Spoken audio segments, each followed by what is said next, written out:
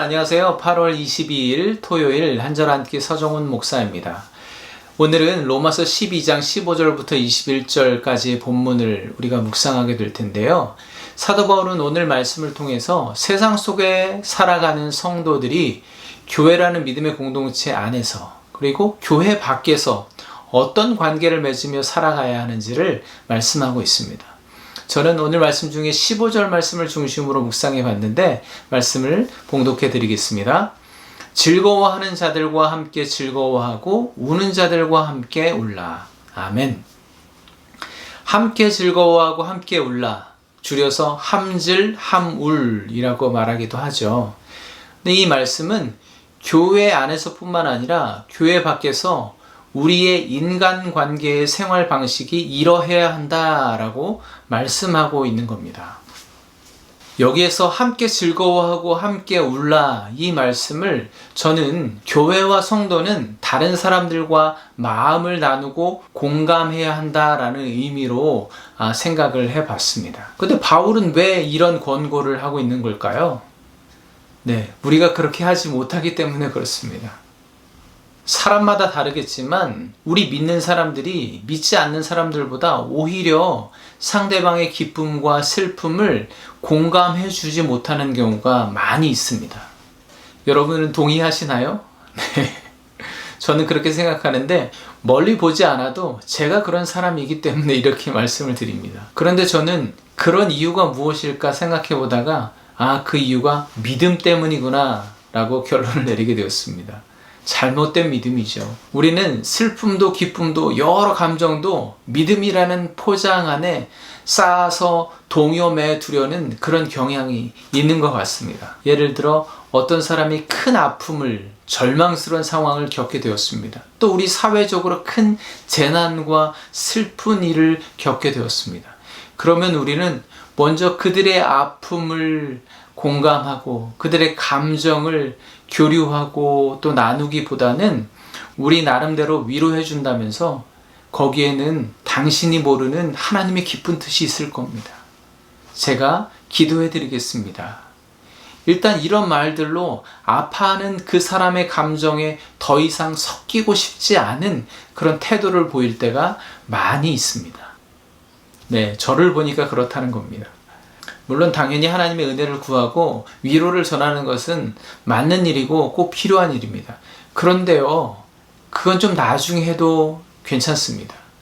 그 사람 모르게 내가 은밀하게 하나님 앞에 나아가 기도해도 하나님이 들어주십니다. 특히 저 같은 목회자들이 그런 실수를 많이 하는 것 같습니다. 제 경우에는 그렇습니다. 사회적으로 큰 아픔이나 재난이 있을 때 목사님들이 저마다 그 일에 대한 입장을 내놓습니다. 성경의 어떤 사건과 비교하면서 하나님의 뜻, 하나님의 정의, 하나님의 심판 이런저런 말씀들을 적용해서 그 일을 성경적으로 풀이해 보려고 성경적으로 해석해 보려고 분석하려고 애씁니다. 좋습니다. 저는 그게 옳지 않다는 것이 아닙니다. 꼭 필요하다고 생각합니다. 그런데 그건 그 사람의 감정이 우리 사회 구성원들의 감정이 좀 가라앉고 정리가 된 다음에 나중에 해도 괜찮습니다. 그런데 무엇보다 가장 먼저 해야 되는 것은 그들의 슬픈 마음을 공감해 주는 게 아닐까요? 내가 그 사람의 감정 안으로 들어가서 그 사람과 함께 즐거워하고 그 사람과 함께 울어주는 것이 먼저 되어야 되지 않을까 생각해 봅니다.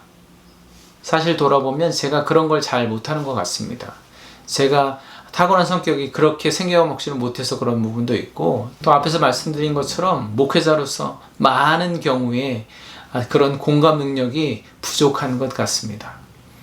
저는 학창시절에 기억에 남는 선생님이 몇 분 계십니다. 그 중에 중학교 1학년 때 저를 담임하셨던 선생님을 잊을 수가 없습니다.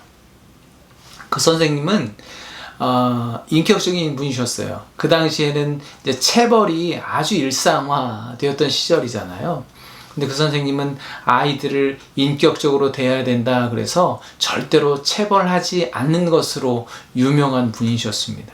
근데 어느 날 종례 시간이었는데 앞자리에 제가 이렇게 친구들과 앉아 있었는데 목사님이라 선생님 말씀하실 때 장난을 쳤어요. 그래서 선생님께서 웬만하면 화를 안 내시는데 그날은 웬일인지 화가 나셔서 저희 셋을 데리고 밖으로 나가셔서 체벌을 하셨습니다. 엎드려 뻗쳐 하시더니 몽둥이로 엉덩이를 사랑의 매를 드셨습니다. 네, 그런데 그분이 대학 야구선수 출신이셨거든요. 정말 아팠습니다. 맞으면서 저희가 우리가 이렇게 맞을 정도로 잘못한 건가? 이해가 되지 않았습니다. 네, 그 모습을 보고 있는 전교생들이 다 놀랐어요. 저 선생님은 절대로 매를 들지 않는 분인데 도대체 쟤네들은 무슨 잘못을 했길래 저렇게 되었나? 네, 그런데 선생님 당신도 자신의 모습에 놀라셨던 것 같아요.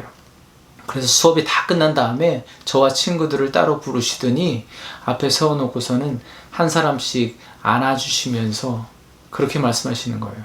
많이 아팠지? 내가 정말 미안하다. 그러시면서 눈물을 흘리시는 거예요. 우시는 거예요. 그래서 선생님을 끌어안고 저희 넷이서 함께 엉엉 울었던 기억이 납니다. 저는 그 선생님한테 수업 시간에 뭘 배웠는지 잘 기억이 나지 않습니다. 하나도 기억나지 않아요. 그런데 그때 선생님께서 저를 꼭 끌어안고 미안하다, 아팠지 하면서 함께 눈물 흘려주셨던 그 기억을 평생 동안 잊을 수 없습니다. 그 장면을 통해서 제가 사랑이 이런 것이구나, 함께 공감해 준다는 것이 이런 것이구나 라는 것을 배우게 되었습니다. 저는 오늘 말씀을 묵상하면서 저 자신에게 그렇게 질문해 봤습니다.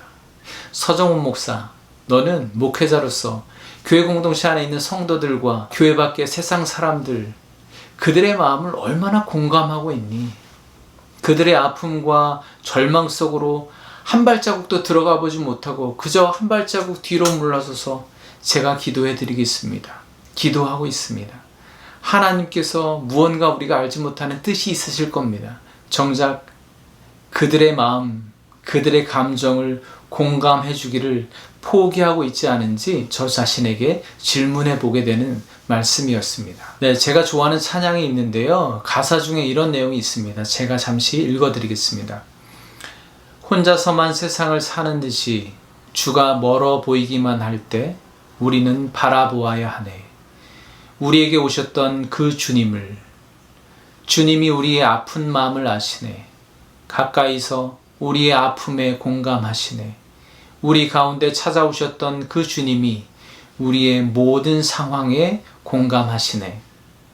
네, 우리 가운데 찾아오신 주님께서 우리의 모든 상황을 공감하시고 우리가 당해야 할 그 참혹한 죽음을 대신 겪으셨음을 우리는 기억하고 우리도 우리 공동체와 세상 속으로 더욱더 가까이 나아가 공감해 보는 것이 어떨까요? 여러분, 하나님께서는 우리만 사랑하시는 게 아니라 교회 밖에 당신이 지으신 모든 사람들, 모든 피조 만물들을 사랑하시는 하나님이십니다. 그 하나님의 마음을 우리가 공감하는 것이 먼저이겠습니다.